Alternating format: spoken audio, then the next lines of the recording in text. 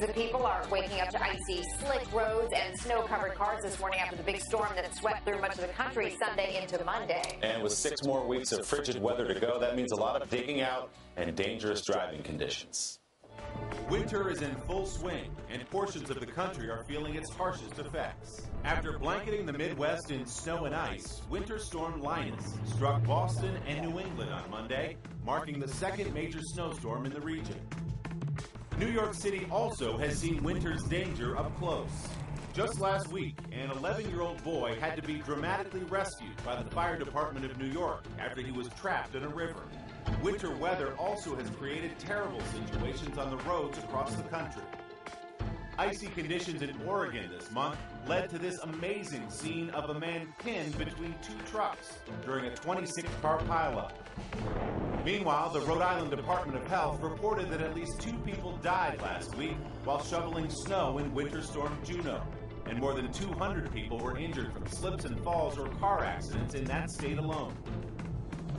So here to test our knowledge on how to survive winter's hazards is Jason Cameron, a licensed contractor, host of DIY Network's Sledgehammer. Jason, good morning. It can be treacherous out there. It can be very treacherous out there. And, we do have it's interesting we have the snowballs here just in case we get a little crazy. But I've always wanted to host a game show. All right, let's do it. Let's do it, yeah. So these are true or false questions. As you guys have your mittens on, so you have the answers right there. So the first question, true or false, when shoveling out, the best time to start is during the storm. Oh, no. True? No, you got to wait. And false. It's false. You got to wait. Yeah. So the best time to do it is after the snow stops falling, and you want to get to it immediately to keep it from icing, right? Because it'll start icing. The load a little bit. It would, but then it's going to keep snowing out. Right, it fills in. So you want to get to it right away. You want to stop it from icing, and then you want to make sure you warm up. That's the biggest mistake people make. That's a lot of strenuous activity. Warm up first. Drink plenty of water because you can dehydrate easily as well. So really important. Question number 2. Got it. So when skidding out in an automatic car, your best option is to hit the brakes once. True or false? No. We got a false? You guys are both correct. You guys are both correct. You want to pump the brakes lightly. You don't want to lock the brakes up. If you have anti-lock brakes, it'll do it for you, right? The other thing is turn the steering wheel in the direction you want to go. Stay off of the gas. Really important, right? To regain control. When you are skidding out, though, it's hard to think You start freaking out, right? So stay calm and steer the car in the right direction. Question number 3. You guys are doing great. Okay. To prepare for a potential power outage, you should set your freezer or refrigerator at its coldest setting. True or false? Coldest setting. I go true. That's a tough one, yeah. Yeah, I'll say true because it stays cold longer. You guys are both correct. That's true. You want to set it at its coldest setting. You know the power's going to go out.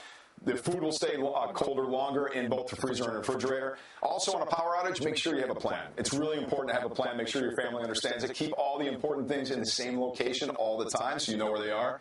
So those things are very important. And make sure you have plenty of food. All right? Cool. Question number 4. You guys are doing great. I like the encouragement. I know, I'm so tempted to start throwing. Come on. Question number 4. You can determine whether a river or lake is safe to walk on by striking it with a metal rod and seeing if it cracks. True or false? I feel like if there's any question, don't. There you go. Exactly. Yeah. The last thing you want to do is, you guys are correct. It's false. The last thing you want to do is while you're standing on it is hit it with a metal rod. No. Maybe before you start walking on it. But here's an important thing. And people who have this unfortunate situation where they fell into ice, don't panic. That's your biggest enemy is to panic. Get to the top right away. Get to the edge. Pull yourself up. Kick as hard as you can. And do not stand up when you get out. You want to lay on your stomach, distribute the weight, and roll away from it, and then get dry as soon as possible. So, ready for the last question? Yeah. This is the last question. I'm not sure who's ahead right now. I'm not sure who's winning. I think Willie's ahead. Willie, you're up. Okay, all right. Not that matters. All right, so the question number 5. The first thing to do if your car gets stuck in the snow is to check the tailpipe. True or false? True. Check the tailpipe? Check the tailpipe. Make sure the tailpipe's clear. You know what? I'm going to go the other way just in case she's right. Then we'll have time. We'll do it overtime. You're right. It's true. Yes. Check the tailpipe. That's the biggest thing. So if you're in that situation, check the tailpipe. You don't want carbon monoxide coming back. And then also make sure you wear your seatbelt because cars can crash. But there you go. So it's a tie. It's a tie. It's a tie. It's a tie. Who gets tiebreaker? Nothing like fake snowballs. She goes right for the eyes. She does. I noticed that. You're mean. Thank you. Jason, thank you very much, sir. I think. 7:43, good time for Rawson reports. And today, the dangers of sledding that have some towns now banning it. Today, national investigative correspondent Jeff Rawson is here with more on that. Hi, Jeff. Hey, good morning, guys. I'm sure you love sledding with your kids. I do. Everyone does. I mean, that's me, my brother, and my dad when I was a kid. Don't like to brag, but we made the cover of the Smithtown Messenger, our local Long Island paper, one month. Get to the story. Not a huge deal. All right, fine. Jeez, so many families out there right now doing the very same thing. I never thought about sledding safety, clearly. But these new numbers will make you think long and hard. Tens of thousands of kids injured every year from sledding accidents. Serious injuries, too. In fact, it's happening so often, the victims' families are suing their local towns and winning big money. So what are those towns doing? They're going to an extreme, banning sledding. Seriously. Winter is here, and it's on. But this can quickly turn to this. Violent sledding accidents caught on camera, crashing into cars, crashing into people, even going airborne. I started crying and screaming for help. 12-year-old Megan Isaacson slammed into this picnic table while sledding. I was trying to get up, but I couldn't. Her accident so severe, she lost a kidney, half her spleen, and punctured a lung. I never thought sledding would cause so many injuries. And Megan's not alone. Every year, 20,000 children sent to the ER with sledding injuries, and multi-million-dollar lawsuits follow.